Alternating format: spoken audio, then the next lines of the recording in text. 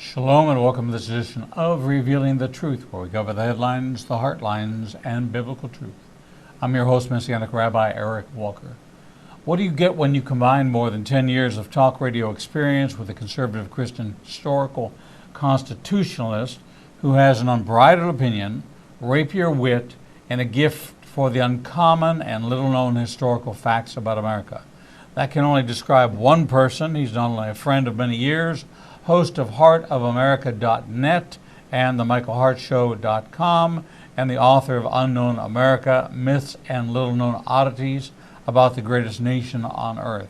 Michael regularly appears here on the third Monday of every month at the 10 o'clock hour.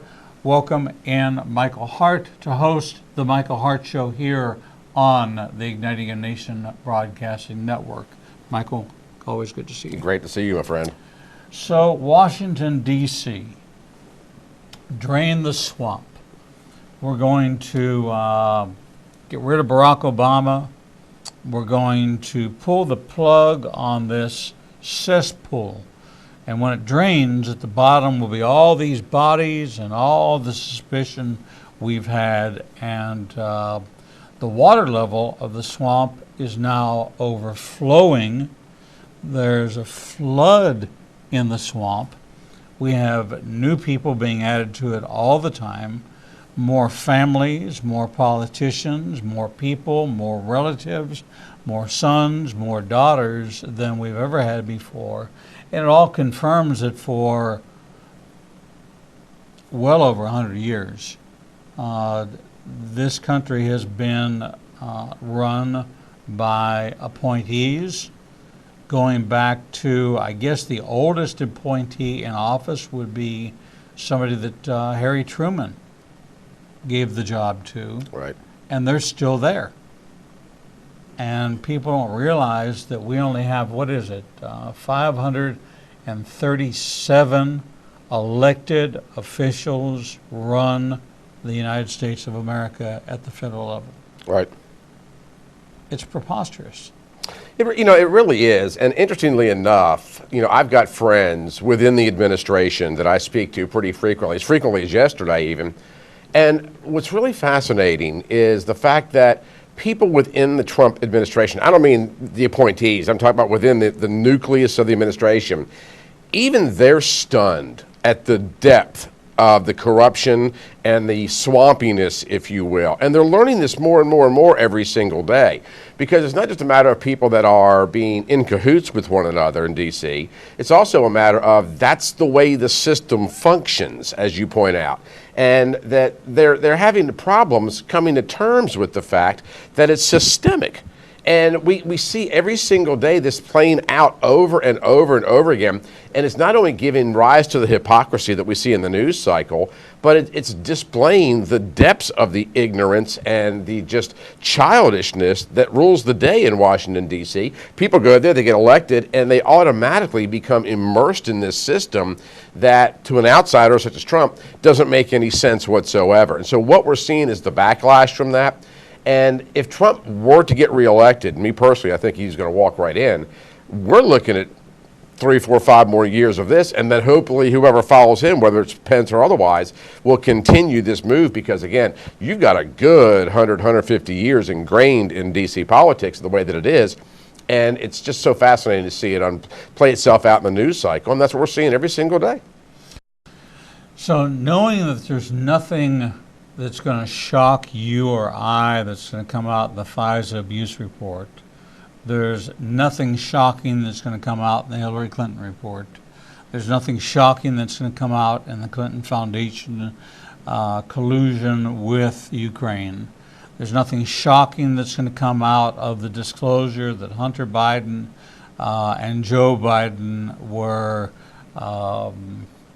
selling futures for Ukraine favors by saying, back us now because we're a shoo-in for the future. We're not surprised. We're not even disappointed. It just meets the lowest level of expectation that we have. Is anybody going to get prosecuted? You know, they are so busy right now. It's like the impeachment proceedings, which is, the House of Representatives laying cover in front of their own sins. And now, now we have these allegations, these ridiculous allegations from Hillary Clinton, for example, that Tulsi Gabbard is a Russian asset. They're constantly laying cover to cover up their own tracks. And it's very difficult to say, because here's my concern, is that if we were, and I'm not going to name names, but let's just pick out any of your politicians that you'd like to see go down, there's that domino effect. And that domino effect, believe it or not, even if it's justified, can potentially be dangerous to the security of the country simply because of the depths. So I think the Trump administration and Barr and others in the Department of Justice have to weigh the backlash of incarcerating people or prosecuting or even indicting people at the highest levels of government because of what else it might touch. Because it does have the possibility of hitting the fringe of integrity, if you will, where people that are maybe guilty, maybe not guilty, but undermining so much of the process and the status quo. So to answer your question with a whole lot of words, I don't necessarily do believe we'll see anybody at the highest echelon. Maybe some of the lower tier players, just as kind of a, not to go all Lee Harvey Oswald on you, but to have a patsy. I think we're more likely to see something like that than to see a Clinton go down or a James Comey or, for that matter, an Adam Schiff. He might get censured, but I don't think there's going to be any charges brought up against any of them that is going to be related to anything they've engaged in the past, simply because of the fallout that Trump's concerned about.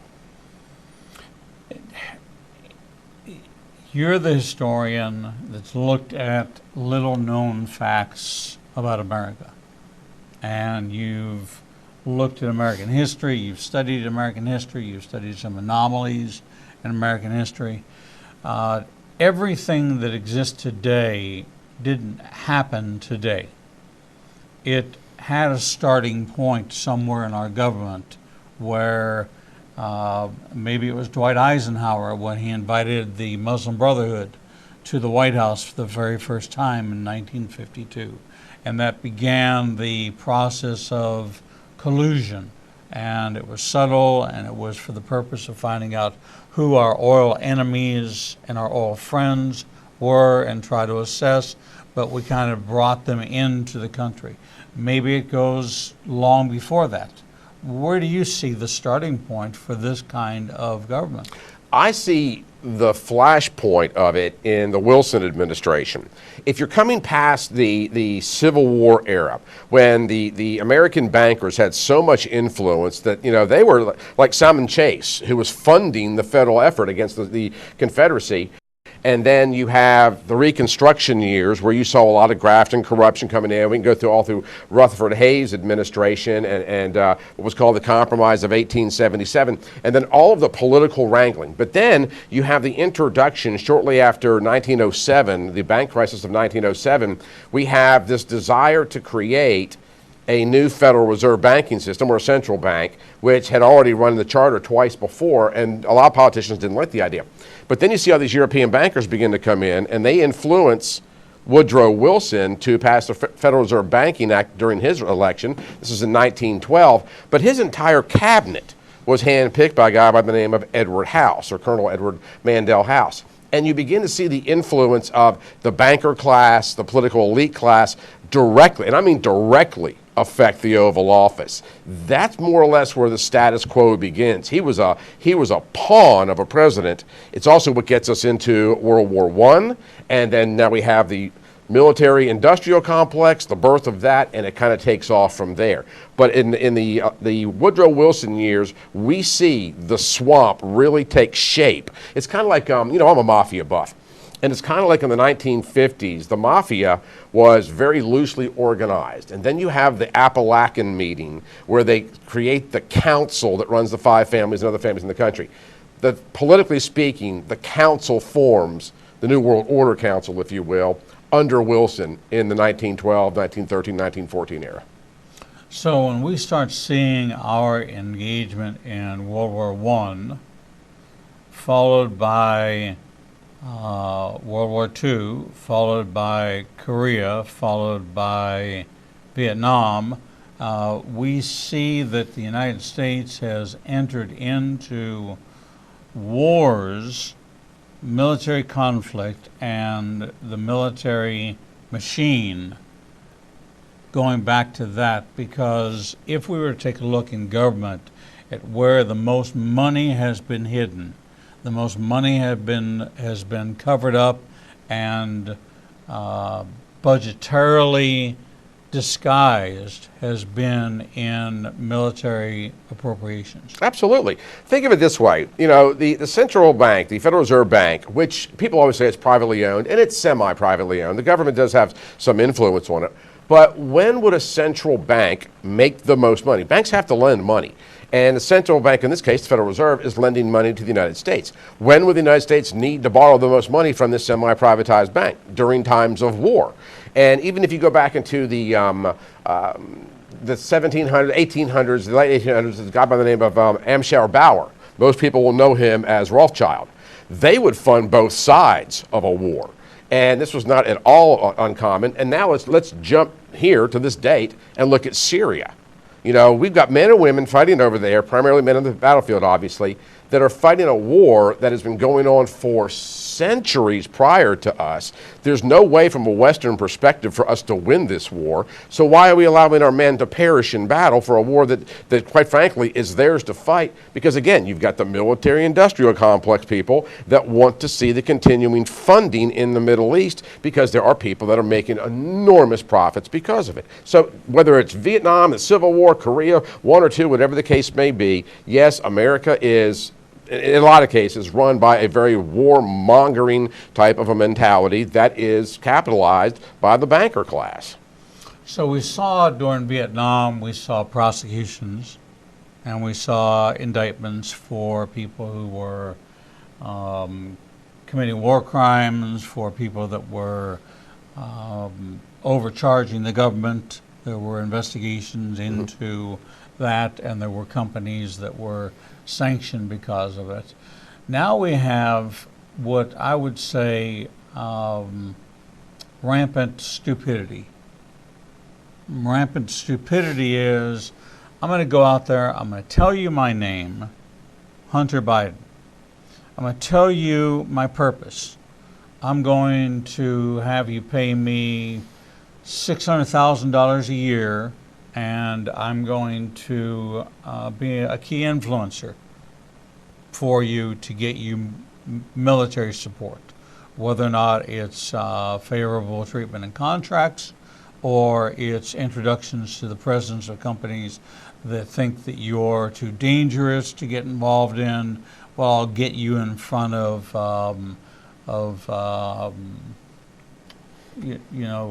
General Dynamics, or I'll get you in front of one of these companies. But now it's like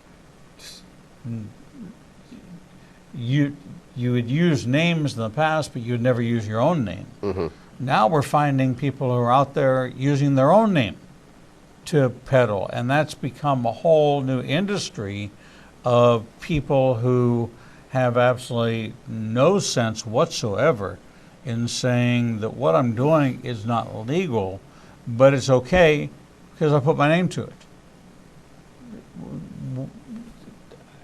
The American public is looking at this and saying, should this person be prosecuted? No, because he's a Biden. Right. You know, shouldn't John McCain have been prosecuted? Well, he said things, he did things, but he had cancer, so, you know, we're and give him a break. He was a prisoner of war. We have let people slide for every possible, and then you have a Michael Flynn who did nothing, and you throw him in jail. None of it makes sense. And is it that we're completely crazy? Is it that there is no legal system in place which has clarity? Is there you see Rudy Giuliani on Thursday as the president's lawyer. On Friday, it's Jay Sekulow speaking out as the president's lawyer, mm-hmm. undoing and unraveling what Rudy Giuliani said the day before. Since the media is so divided that 90% of it is leaning this way, 10% is leaning this way, and the print media is unreliable. Nobody knows what's happening, and since nothing is happening, we've been expecting a FISA abuse report to come out for months. It was due out, officially deadlined, yesterday or the day before? Mm-hmm. Still not out. How do we explain that? That's a multifaceted answer. And the fact of the matter is, it's a matter of tolerance of the American public. You know, we live in a generation, Rabbi, where we have abortion on demand, we have people transitioning for no apparent reason, we have gender issues in bathrooms and things of that nature. And over the course of the last 10, 15, 20 years, the American population, by way of some of these things, whether that's the reason for it or a symptom of it, have become more and more and more receptive to these just archaic changes in culture and society. Government will try to do to the extent that the population or the citizens will accept. And we have become so accepting that they'll do whatever they have to do to get away with it, which is why we're not going to necessarily see a push on the FISA court. We're not going to see the indictment of Hunter Biden, let alone Joe, et cetera, because the vast majorities of Americans, it's like, we're always hearing, don't discuss religion and don't discuss politics. That's in a hyper sense in this country today. And there are people that they think they're politically active, but not as much as they truly think they are. They'll Facebook stuff, they'll put stuff on Instagram, but they don't get physically involved in the politics that rules the day. Politicians know this. They know they can just keep tossing out the impeachment. Donald Trump's not going to be impeached. Personally, I wish he would be, but they just continue to kick that can down the road because they know that they can, and the media, and you know this as well as I do, is an entertainment industry. They will milk it for everything they can, and they'll continue to foster it down the field because it drives ratings and revenue for their sponsorship and avenues of other ways to delve into some of their more conspiratorial mindsets. Why do you say you wish he'd be impeached? Because I think it almost solidifies his candidacy. Because at the end of the day, they're going to look, they already look foolish as they possibly can. There's not a chance in heaven that he gets kicked out of office. The impeachment, as you know, goes over to the Senate. You got the vice president of the country, who is the president of the Senate. Donald Trump, he would be martyred, politically speaking. The only concern that I have about the upcoming election is voter turnout. Mm-hmm. His popularity is off the charts.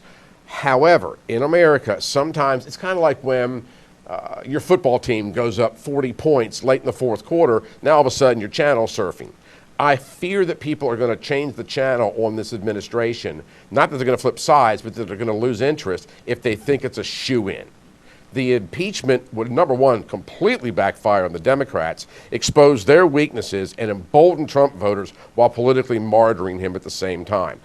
And, I personally think he's going to walk in a landslide anyway, but there's a side of me that just goes, yeah, do it and see how that blows up in your face. Who do you see as the Democratic candidate? There isn't one. I mean, you know me, and you've known me for a long time.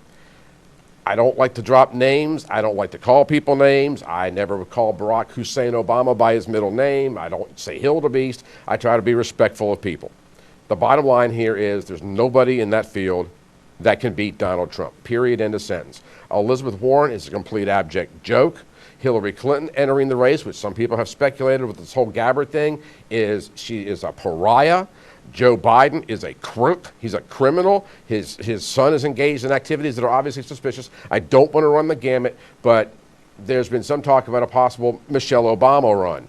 No, none of this is good. I think the only real chance the Democrats had was if they had adopted Howard Schultz, the ex-CEO of Starbucks. Right. He's smart. He's articulate. He has a plan. He has policy. But we're not talking about policy right now. There's nobody in this current field. I mean, nobody can even get near Trump. So this talk of coming up with an independent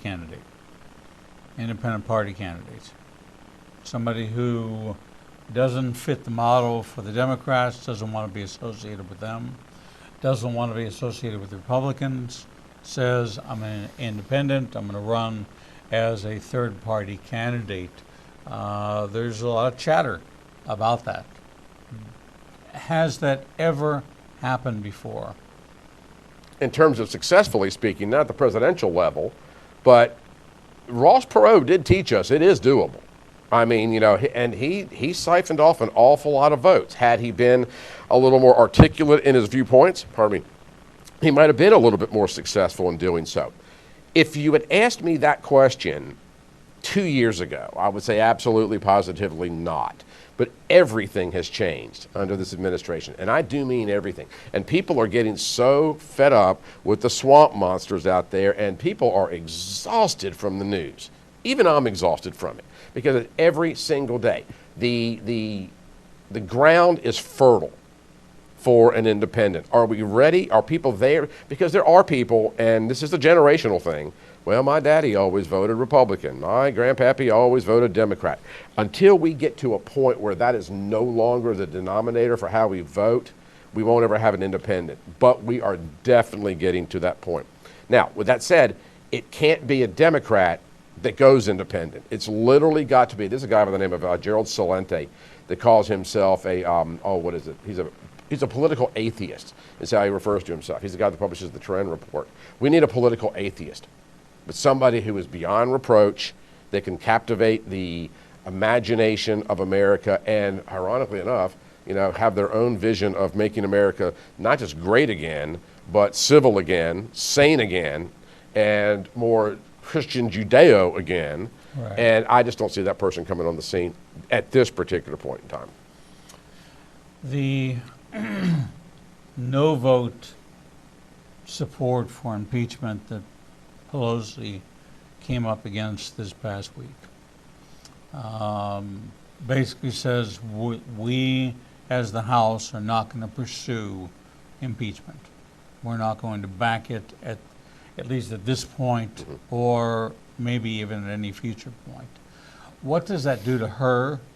What does that do to her future? Obviously, all of the members of the House come up for re-election at the same time. So every seat is up for grabs come November 2020. Every seat. It's just the process of the cycle. Right. As we look at local Alabama politics, do we have people who are surfacing yet? Is it too early in the cycle for people to start surfacing to replace or to reelect the representatives? I think pretty much every representative in Alabama survives, because we are so unbelievably gerrymandered that it's mind-numbing. And you look at people like Mo Brooks, who is very much entrenched in his district. Gary Palmer is not going to meet any resistance whatsoever, and he also, there's no baggage there whatsoever to hang around his neck when we're in a baggage kind of a climate. And so if you go through all of the different districts in the state of Alabama, for example, I think that every single one of them are safe. I think that you're going to see some districts throughout the country, because if we learn anything, for example, from Alexandria Ocasio-Cortez or Ilhan Omar, whatever the case may be, you do have a lot of very, very, very risky districts and states, even from the Senate side of things, that could actually flip. I don't think you're going to see anything substantial. Pelosi will get reelected. Now, whether or not she gets reelected as Speaker, we have yet to see. But I do think you're going to see some shakeups in other parts of the country, particularly up in the Northwest and out towards California. Ilhan Omar, you have heard me talk for over 5 years that you and I have been together talking on media together, maybe 7 years, maybe 9 years now. I've talked about tipping points, and the moment you have a Muslim elected in office becomes put a pin in a map, put a pin in a calendar, and start the countdown to where you find that there's going to be a sympathetic influence nationwide towards a more Islamic leaning, favorable agenda and voice, and then you're going to find the introduction of should we allow Sharia to exist in a constitutional environment? And that would require an amendment to the Constitution unless each state were to establish within the state that they would recognize under their superior court system a separate set of rules. But she is breaking new ground and getting a whole lot of airtime for somebody who represents the smallest minority in the nation that's no longer staying the smallest minority. It is attracting an awful lot of favorable attention within people who are disenchanted with the Republican Party, who are disenchanted with the socialist agenda, who are disappointed with the Republican Party, who are disappointed with the status quo. They see Islam as a new deal, as a new way of life, a new brotherhood, a new party, if you will. And she's the right spokesman for the job, getting a lot of coverage. The introduction of Islam in terms of a political vehicle, I think, is inherently flawed at its core. And there are several reasons for this, but the primary one is I am absolutely overwhelmingly amused that you have so many people on the left espousing the virtues of Sharia law, when if you break Sharia down into its individualized components, is extraordinarily conservative in many of its viewpoints. Right. And I think that when people are introduced to that as an abject reality, I mean, what are you going to have, the LGBT community get behind Sharia law when they're tossing people off of buildings in Riyadh? You know, they don't know what they're getting into. And I find, Ilhan Omar, also, you cannot shove things. I mean, from a biblical perspective, we know that when the Antichrist comes on the scene, he is extremely popular. He is extremely well liked. He's a vibrant leader. Ilhan Omar is so combative in her style. I think her ability to influence beyond where she already is going to be tempered with the fact that she's so abrasive. But at the same time, I think when people come to the realization, and this might be years down the road, will Sharia take a foothold in America? I can almost guarantee it will. But is it long lasting? That's kind of hard to really digest at this point in time, but I think that the popularity of it, once it's implemented into people that are not rational practitioners of it, I do think at some point in time it falls out of favor, but I simply cannot define that. To me, she's just Farrakhan in a dress. Yeah, good point. And appealing to a different audience that doesn't see her as Farrakhan in the dress. She hates this country, there's no doubt about it. So it's a sad state of affairs, but she represents a district which is an Islamic district. And she represents a state which is moving towards becoming an Islamic state. And as we look at new Islamic governors, Islamic mayors, Islamic senators, Islamic House representatives, we're going to start to see more and more. There will be more in this 2020 election than at any time in history. And does it mean that we're having another civil war that we're going to be fighting amongst ourselves about issues which have already been resolved? When they're talking Sharia law, they're not talking about the fine points of it. They're talking about equality among religions and having religious rights and the freedom of religion, and it's all in line with the First Amendment. It's not in line with Sharia. Sharia and the First Amendment are in complete unity, and if you support the First Amendment, you support Sharia, and that's their message. We're talking with Michael Hart, as we do this time on the third Monday of every month at the 10 o'clock hour. You can find him online and catch his podcast, his daily show at michaelhartshow.com. Also, get a hold of his book, Unknown America, Myths and Little Known Oddities about the greatest nation on earth. You can do that by clicking on ignitinganation.com, go to today's broadcast schedule and click on Michael Hart. It'll take you right to the book. Order it right there and get yourself not just one copy, but you've got holidays coming up. Get a copy for everybody you know. We're going to take a short break, and when we come back, we're going to continue in this conversation about America, what's happening, what's not happening, and what you need to know. We'll be right back. The Lord meets you right where you are, and so does Igniting a Nation's new live streaming outlets. You can now watch Revealing the Truth, Revealing the Bible, and Prophecy Revealed simulcast live each Monday through Friday from 10 a.m. to 1 o'clock p.m. Central Standard Time on YouTube Live, Facebook Live, Vimeo, Periscope, and through our website, www.ignitinganation.com. No matter what device you are using, our program will automatically scale so you won't have to miss a single program. And if you happen to miss an episode, you can always subscribe to the Igniting a Nation YouTube channel and access over 1,000 interviews and never miss your favorite authors, special guests, and topics that interest you the most. There are lots of ways to see Israel, but nothing compares to seeing the land of the book and the people of the book through the eyes of two Jewish believers who can take you on a journey that will bring the entire Bible to life. When you join Rabbi Eric Walker and his #1 rated tour guide, Edo Canaan, in Israel, you'll experience incredible teachings, first-class accommodations, and actually walk where Jesus walked. You will experience the Bible transforming from black and white into living color, and you will never see the Bible in the same way again. For more information, visit us at www.ignitinganation.com/events. The Lord contends with what contends with you, and Igniting a Nation is committed to bringing to light each and every issue that faces a believer's life.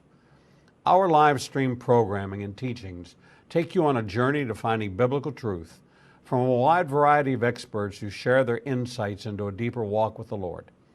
We have assembled the most comprehensive panel of experts in the fields of prophecy, caregiving, healing from trauma, shame, and abuse, and so much more. We continue to expand our teachings and programming to meet your needs. We're committed to healing the nations with biblical truth. Visit www.ignitinganation.com to develop a deeper walk with the Lord and start your journey to a transformed life. The Bible commands us to study to show ourselves approved, but most study using Bible study tools and not actually studying the Bible chapter and verse. Igniting a Nation is pleased to present Revealing the Bible, recorded and taught each week before a live audience. We take you deeper into the actual Bible and verse in both Hebrew and English, and connect the dots between the Old and New Testament. You can attend our 2 classes in Tuscaloosa and Birmingham, or watch the program every Wednesday at 11 a.m. Central Time on ignitinganation.com and all our other simulcast outlets. For more information, visit www.ignitinganation.com/events.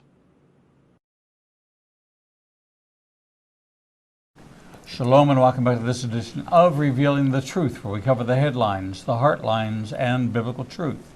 I'm your host, Messianic Rabbi Eric Walker, and we're talking with Michael Hart, the Michael Hart of the MichaelHartShow.com, author of Unknown America, Myths and Little Known Oddities About the Greatest Nation on Earth. He is a Christian historical constitutionalist.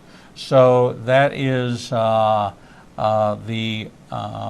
Gentile version of Mark Levin, who has the same fundamental constitutional stance.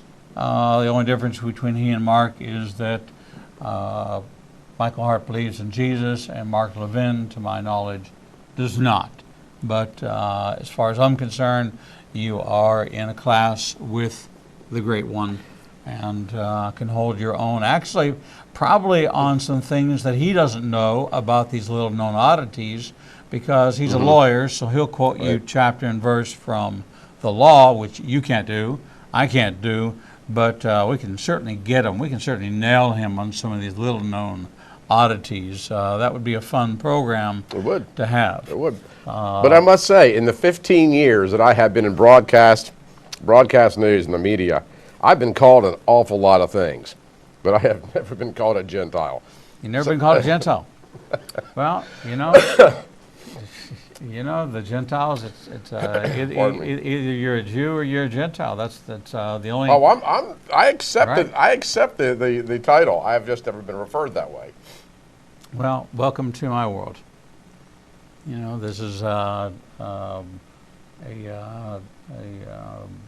interesting view that we have because we look at the world through a biblical lens, and I see many patterns that have existed, but the one Right. pattern which is the most prominent, the most prevalent, the most consistent through 5,000 years is that any empire that has ever stood against Israel has failed.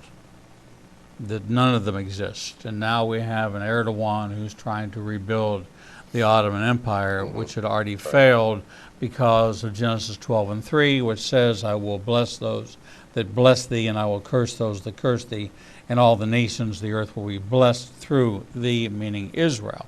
So as long as America maintains a pro-Israel stand, which is kind of interesting as to how many times there's references to prayer in the White House now. Right. Something that we have not seen or heard. We heard about Nixon's Quaker mother. We heard that Harry Truman, who's the real Cyrus in the Israel story, Trump is not the real Cyrus. He really, on the independence and the survival of Israel, Truman was the real Cyrus of the day.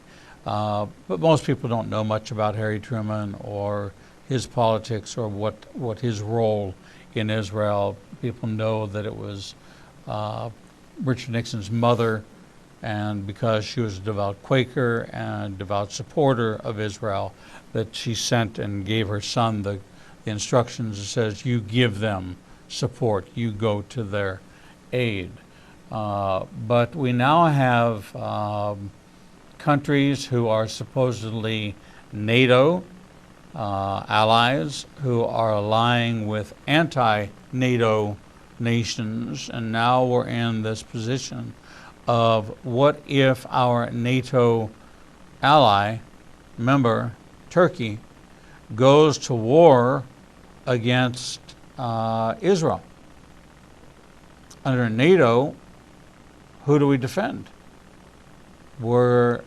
By treaty, we have to defend Turkey against Israel because of Article 5. Right. That's a horrible situation. Certainly is. And everything's looking like the alignment of Turkey with Russia, Syria, China, Lebanon, Syria. Doesn't look good. So do we kick them out? Is NATO as ineffective as NAFTA, as ineffective as the OPPC? What are treaties today in this global economy? I think you're going to see the Trump administration, particularly after re-election, revisit a lot of the treaties that are out there, as you point out with like NAFTA as well, because NATO is about as archaic as the United Nations is. And I believe that they have very much run their course. I do not see Trump siding with Turkey, treaty or no treaty, despite Israel. And, the simple fact of the matter is, and that biblically speaking, Israel's the flashpoint, and so as a constitutional scholar, talking to a biblical scholar, then this surprises nobody. We know that these are the things that are going to have to come to pass because they've already been spoken of. But at the end of the day, will Trump revisit every single treaty? Well, he won't do every single treaty, but the ones that do not best serve the needs of the United States. And I also think he's going to also, because there are certain treaties, for example, with Ukraine, that would have demanded that Trump look into Biden, for example, because of the exchange of information if there's an investigation. That also doesn't get out in the major news media. But will there be a revisiting of the treaties? Will there be a possible breaking? Treaties get broken all the time. This man is not going to have a problem siding with Israel over Turkey, because not just the alliance aspect of it, but the fact that they are much more reliable in terms of their position, their geopolitical position in the world. And Turkey has proven itself to be unstable as far as our domestic relations on kind of like the Pakistanis. You know, they can be reliable now and then not so much, you know, a month or a year later. I don't see Trump defending Turkey any stretch of the imagination, and I do see a revisiting of multiple treaties. The treaty system comes under the Department of State. Mm-hmm.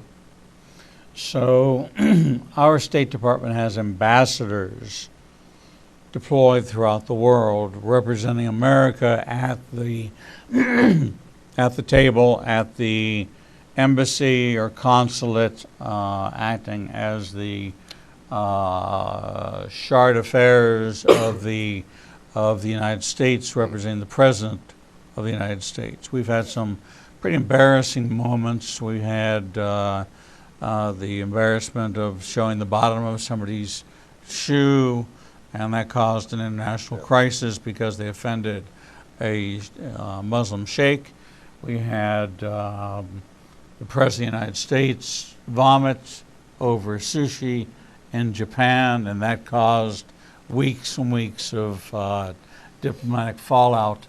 But the average American, even the politically aware and astute American, has no idea how many treaties are in place around the world. I have no idea. Right. You know, I wonder if I Googled right now how many treaties there were around the world. We'll find out. How many treaties does the U.S. have?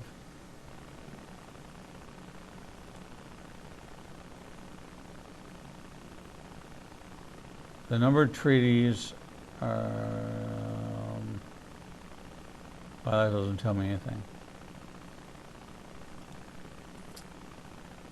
But we've broken a bunch. Mm-hmm. We have. And interestingly enough, the oldest treaty that America has is actually with a Muslim nation. Interesting. Mm-hmm. And who is that with? Monaco. So, but yet Monaco is not in any of the narratives of any conversation at all. You know, and one of the reasons that we had the treaty was actually called the Treaty of Love and Peace. And it was because they were giving fair passage to U.S. ships during the Revolutionary War, because this is what, you know, got a lot of our merchant ships that were actually attacked at that point in time when we declared our independence from Great Britain. It was this country that was one of the very first countries to come to our aid, and actually did offer aid to Washington at that point in time, although he turned it down because there wasn't really a whole lot they could bring to the table at this point in time. But, you know, treaties are very complex, as you point out, and they are certainly breakable, and they are going to be broken if there turns out to be any type of a situation that could threaten the United States. Because one thing Trump has demonstrated, Rabbi, is the days of incessant land wars are coming to an end. And I think we see that in Syria. These men do need to come home. I understand the Kurd and the ally argument, I do. But at the end of the day, if conflicts do not result, under this administration anyway, if a conflict does not result in a plus for the United States under the Trump administration or even the Trump philosophy, I don't see us engaging in that whatsoever. And that's why I think he's always going to come to the aid of the Israelis.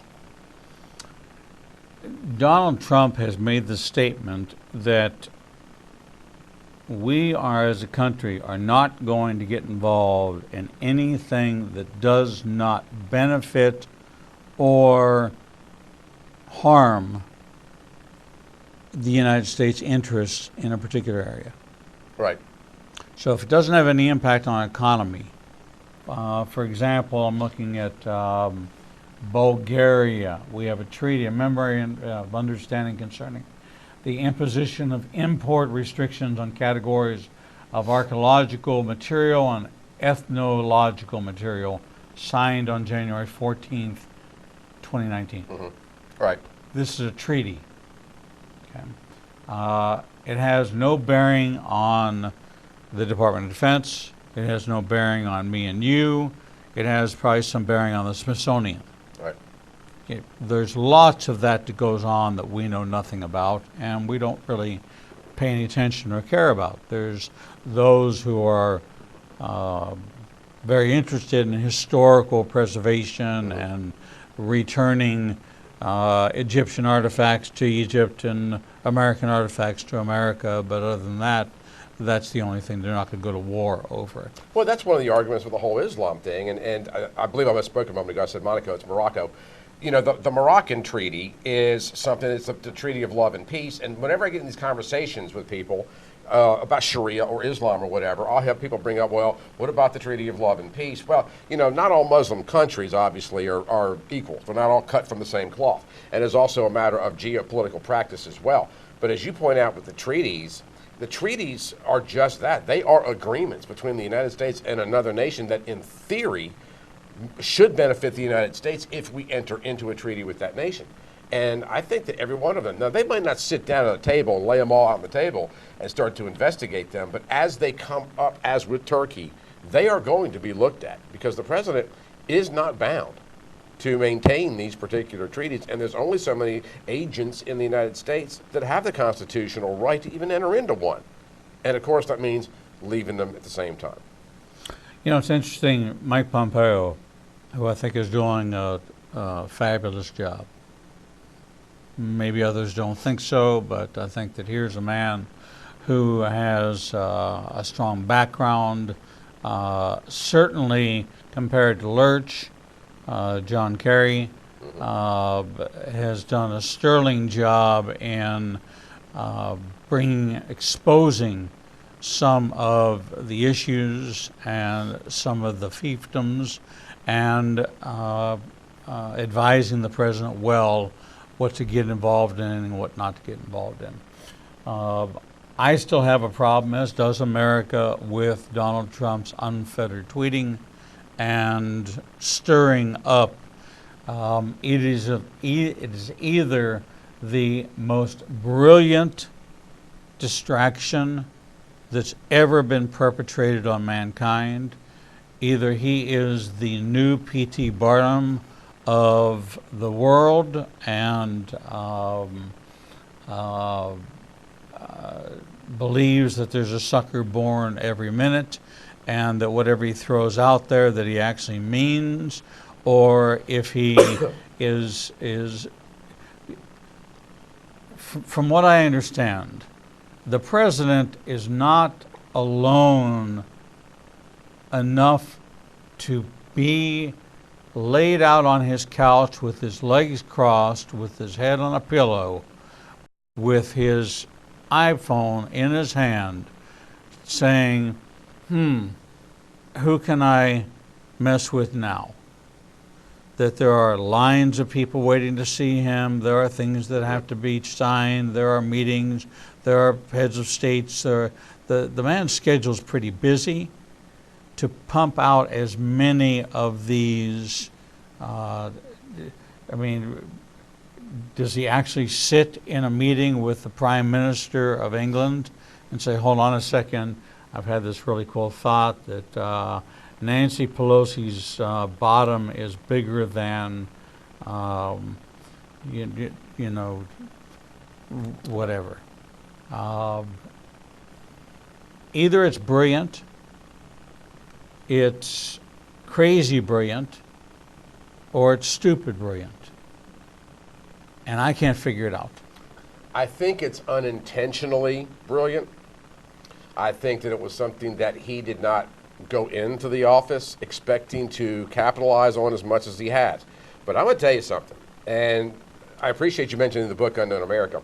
There's a chapter called Unknown Presidents, and we have had some real whack jobs in the Oval Office. Calvin Coolidge used to walk around with a raccoon on his shoulder.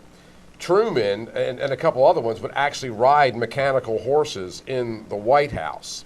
Several of them, I want to say, it wasn't Ford, the name slips my mind, but one of them actually would have his golf balls painted black so that he could play golf on the South Lawn in the wintertime. There was, I want to say it was Calvin Coolidge also, that wanted to have the Secret Service shoot squirrels on the White House lawn because they were tearing up his putting green. And I can keep this up all day long. What we're seeing now in this hyper social media world, Rabbi, is his eccentricities exposed. But I think that he went in there with a little bit of eccentricity that once he realized that it was effective, he overwhelmingly utilizes it. Because everybody kept screaming, we don't want a president, we want a businessman that can turn the country around. And we got that. But then Trump began to realize how popular these things were, and I think he's exploiting something he more or less stumbled into accidentally. Because I'm with you, some of his stuff just drives me nuts, and there are times where I have these, oh God, what was he thinking moments? Because sometimes, sometimes you got to fight when you're a man, Kenny Rogers, but sometimes you just don't have to poke that bear, and he does relish that a little bit too much for my liking. When you think of his wife, from a foreign country, speaking his main languages, knowing the impact of what her husband is putting out, either she's just an extraordinary woman, or we have absolutely no clue whatsoever what at the end of the day is being said to her husband, with a whole list printed out to her administrator. I want a copy of every single tweet that meets these standards. And he walks in and says, "Hi, honey, I'm home." And she goes, "Don't honey, I'm home me. Did you really send out a tweet about Nancy Pelosi's butt?" But it doesn't seem to change. Every man in America, probably the world, that has ever been married or in a long-term committed relationship has had a woman that tolerates their nonsense. And I don't know if this is Melania or not, but almost every day of the week, if I don't get an eye roll out of my wife, then it's not been a good day, because I really believe a lot of it just boils down to that. But I'm going to tell you something else too, and this is purely opinion. I think Melania Trump is at a place in her life where she is the most picked on first lady this country has ever had. And I think this comes from the president as well, I do believe that there's a measure of retribution in this. Mm-hmm. I really and truly do believe that. And we endured 8 years of Obama, and I got to tell you, and I'm going to admit this flaw in my character, my personality, and I apologize for it. But there is a sense of payback that I'm enjoying from some of this stuff out of the 8 years of what I saw the Obama administration do to this country. And every time a liberal starts to squirm, I do take more pleasure in it than a Christian should. Well, there you have it. And we are a nation right now that is squirming because people are saying and doing things that we never expected we would see out of what is considered to be the most civilized nation in the world. I would say that we are definitely not the most civilized nation in the world. We are as ugly Americans at home as we are abroad, and that's how we got that reputation, because we acted this way in other countries. Now we act this way at home. And we're seeing why we earned that ugly American title. Right. We've been talking with Michael Hart, host of The Michael Hart Show. You can catch him at michaelhartshow.com every morning, Monday through Friday. Just head to michaelhartshow.com and you go on the air at 9 Eastern. 9 o'clock Eastern, and you stay on until you run out of material. That's basically it, yes. But also get a copy of his book, Unknown America, Myths and Little Known Oddities about the greatest nation on earth. I'm going to pin you down. When's the next one coming out? Literally today. The children's version of it's today. The number 2 should be out by Christmas. Wonderful. Well, Michael, always good to see you. God bless you. Sir. And love the TC. All right, we're going to take a short break, and when we come back, we'll bring you the next edition of Revealing the Truth.